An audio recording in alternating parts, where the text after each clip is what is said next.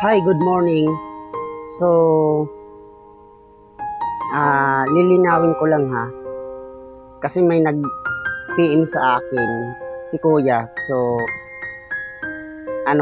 kakilala ko siya pero hindi ko siya ilalagay dito sa di ko siya ipiplik.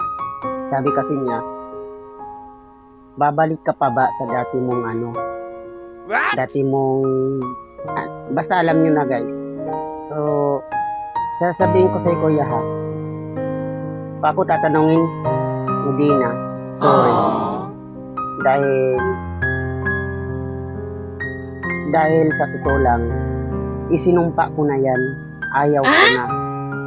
Masaya na ako sa ganitong buhay na may kasama sa buhay na totoo na nagmamahal.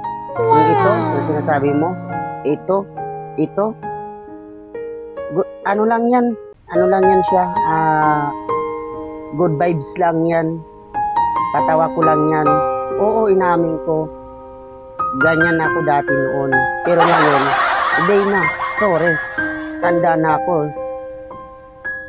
Ito yung tunay kong nabuhay na walang nanluloko sa akin. Yan kasi, niluloko lang ako, pinipirahan lang ako. Nakahanap ako na totoo na nagmamahal. So, ito na ang buhay ko. Ayaw ko na bumalik sa dati kong ano.